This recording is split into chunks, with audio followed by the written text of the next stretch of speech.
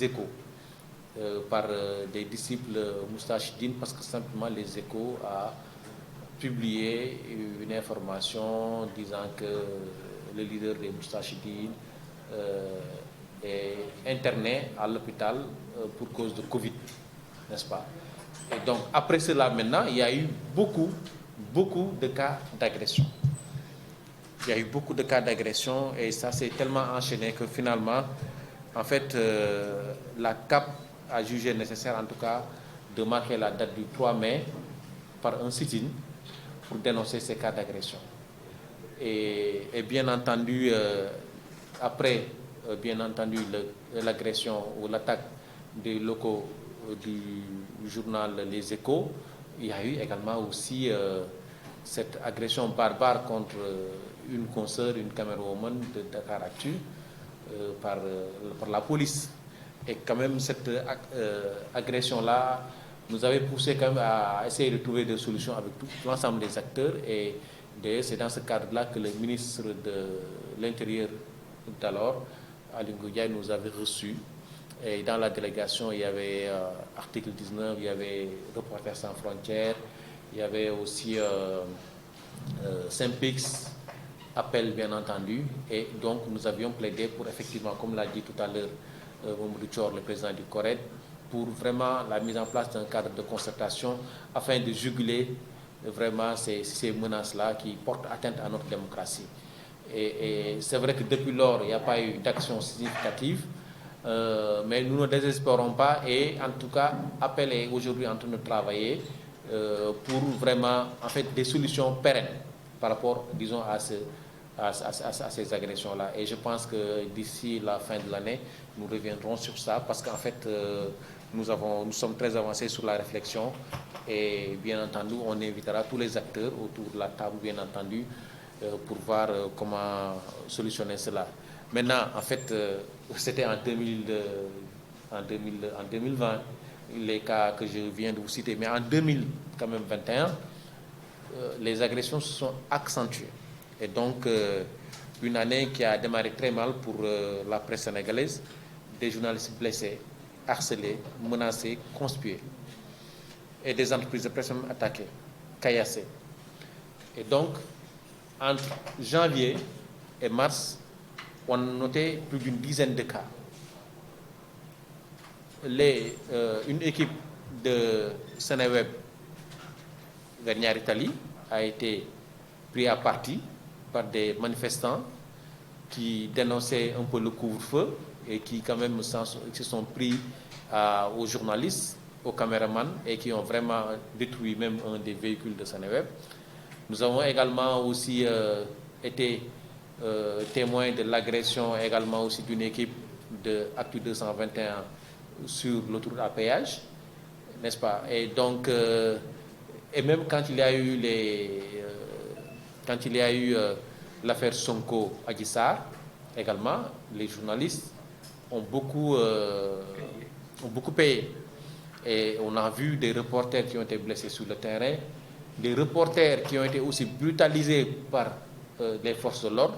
Et donc nous nous sommes dit en fait que ces cas-là ne devraient pas, disons, rester impunis et également aussi on ne doit pas simplement se limiter à dénoncer et à constater.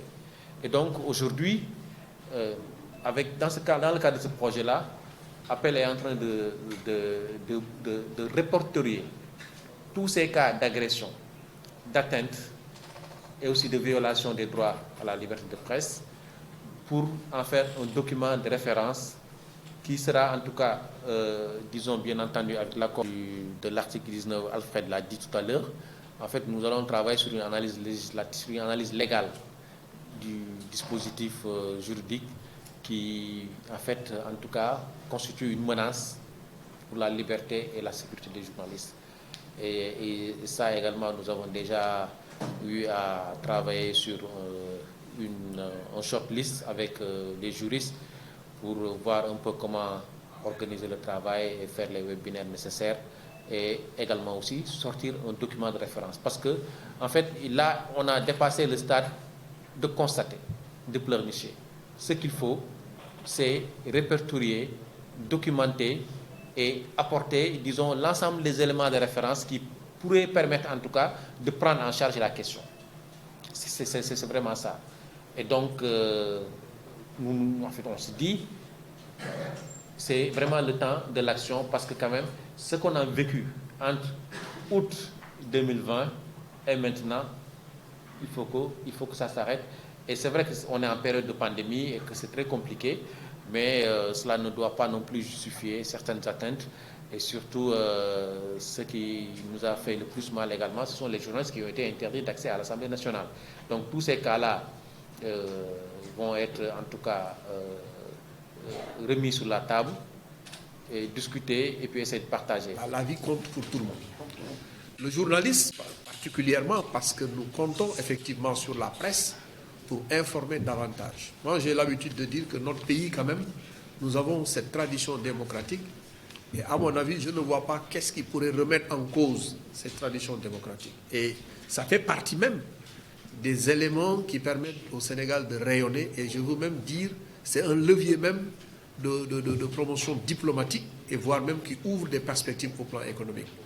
À la limite, c'est l'une des fortes valeurs, en tout cas sur lesquelles le Sénégal a pu forger pour pouvoir garantir sa visibilité au plan international. Donc nous avons tous intérêt.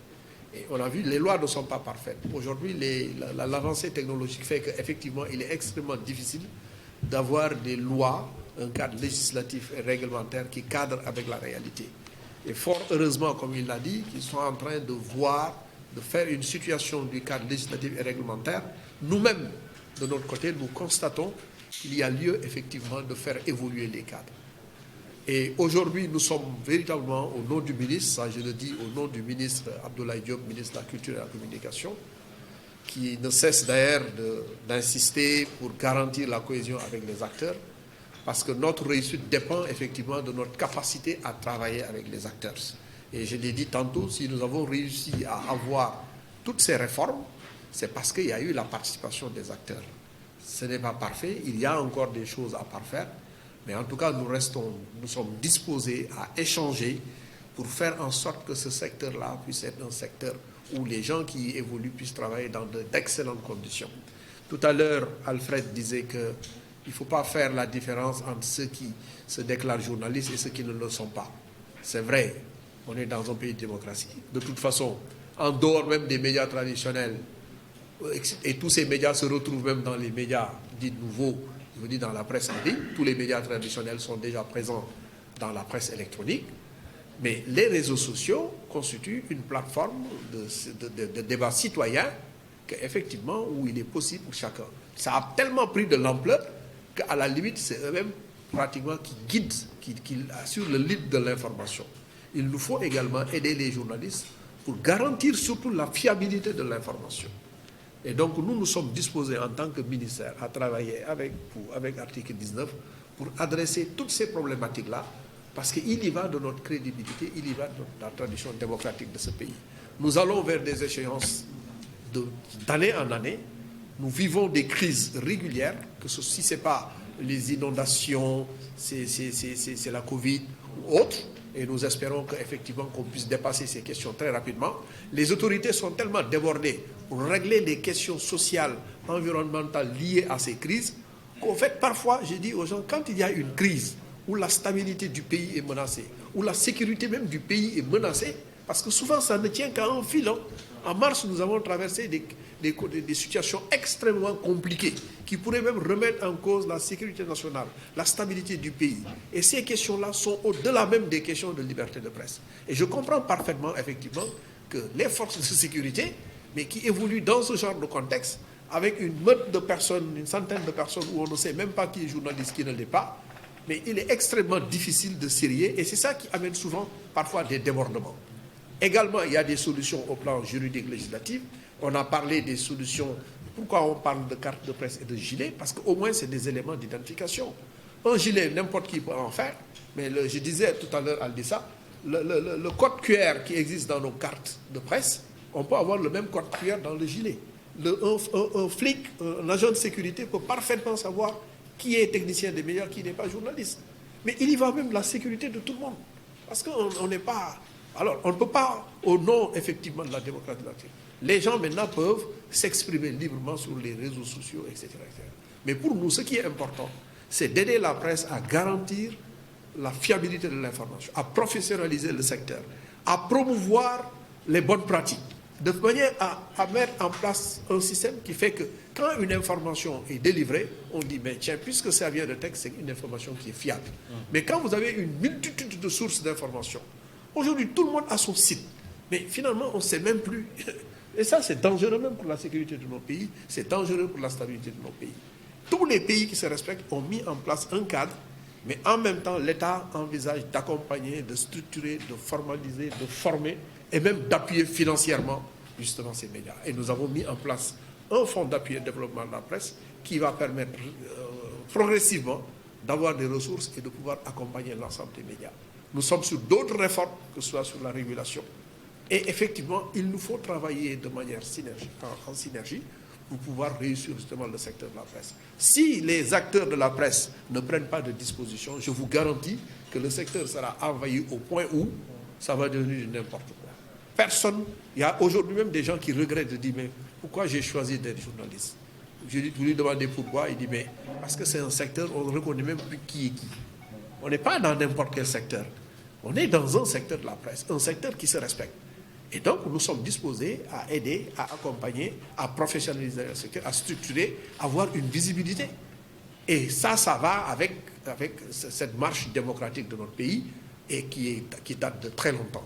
En tout cas, moi, je voudrais vraiment vous remercier pour dire que nous sommes là, nous sommes toujours disposés à échanger, à partager, pour faire en sorte que le Sénégal, que les ambitions que nous avons en termes de démocratie, qu'on puisse quand même le sentir au niveau de la presse. C'est-à-dire la presse constitue toujours le pilier en matière de démocratie à travers le pluralisme, la diversité des opinions. Et c'est un pays qui est connu à travers ça. Nous vendons notre pays à travers justement cette étiquette de tradition démocratique, de pluralisme des médias. Et il n'est pas question pour nous, pour les autorités, pour tout le monde, de remettre en cause cet acquis-là. Cela n'empêche pas également d'aider à encadrer, à structurer, à formaliser et à appuyer ce secteur-là.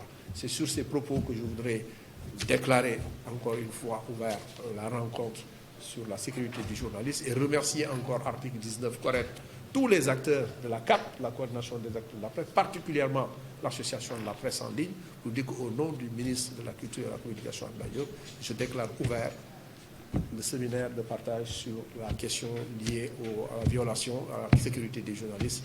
Je vous remercie de votre attention. Merci.